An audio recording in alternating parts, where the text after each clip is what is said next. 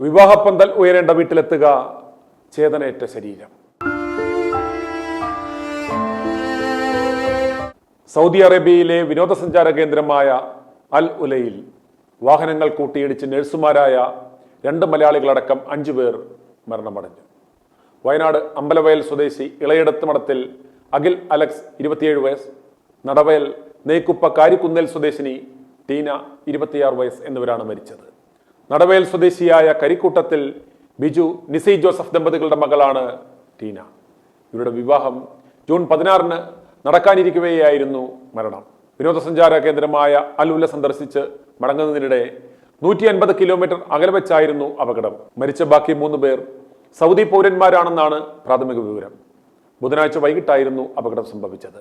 ഇവർ സഞ്ചരിച്ചിരുന്ന വാഹനവും എതിർദിശയിലെത്തിയ സൗദി സ്വദേശികളുടെ ലാൻഡ് ക്രൂയിസറും കൂട്ടിയിടിച്ച് തീപിടിക്കുകയായിരുന്നു.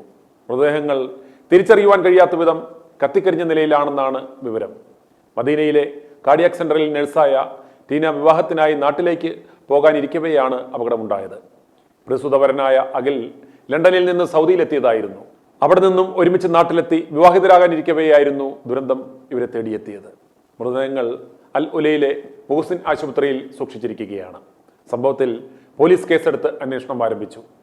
2 വർഷത്തോളമായി ടീന സൗദിയിൽ നഴ്സായി ജോലി ചെയ്യുന്നുവെന്ന് ബന്ധുക്കൾ പറയുന്നു. 4 മാസം മുമ്പാണ് ടീന അവസാനമായി നാട്ടിലെത്തിയത്. സൗദിയിലെ ജോലി രാജിവെച്ച് വിവാഹശേഷം അഖിലിനൊപ്പം UK പോകാനായിരുന്നു തീരുമാനം.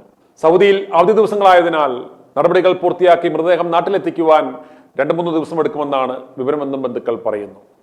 4 വർഷം മുമ്പാണ് അഖിൽ UK പോയത്. അവിടെ നഴ്സായി ജോലി ചെയ്യുകയായിരുന്നു. അനുജൻ ഡെനിൽ അലക്സ് UK നഴ്സായി ജോലി ചെയ്യുന്നു. വിവാഹത്തിനുള്ള ഒരുക്കത്തിലായിരുന്നു ഇരുവരുടെയും വീട്ടുകാർ. ഇന്നലെ വൈകിട്ട് പ്രാദേശിക സമയം 4:30യോടെയാണ് സൗദി അറേബ്യയിലെ വിനോദസഞ്ചാര കേന്ദ്രമായ അൽ ഉലയ്ക്ക് സമീപം അപകടമുണ്ടായത്. അപകടത്തിൽ 5 പേരായിരുന്നു മരിച്ചത്. മരിച്ച മറ്റു 3 പേർ മദീന സ്വദേശികളാണെന്നാണ് വിവരം. അൽ ഉലയിൽ നിന്ന് ഏകദേശം 150 കിലോമീറ്റർ അകലെയായിരുന്നു ഈ അപകടമുണ്ടായത്. ഇവർ സഞ്ചരിച്ച കാറും സൗദി സ്വദേശികളുടെ കാറും കൂട്ടിയിടിച്ച് തീപിടിക്കുകയായിരുന്നു. ടീനയുടെയും അഖിലിന്റെയും മൃതദേഹം തിരിച്ചറിയുവാൻ സാധിക്കാത്ത വിധം കത്തിയെരിഞ്ഞെന്നാണ് മലയാളി സാമൂഹിക പ്രവർത്തകർ നൽകുന്ന വിവരം. i2i News, an eye for truth. i2i News subscribe ചെയ്തിട്ടില്ലാത്തവർ ഇപ്പോൾ തന്നെ സബ്സ്ക്രൈബ് ചെയ്യുക. നോട്ടിഫിക്കേഷൻ ലഭിക്കുവാൻ ബെൽ ബട്ടണും അമർത്തുക.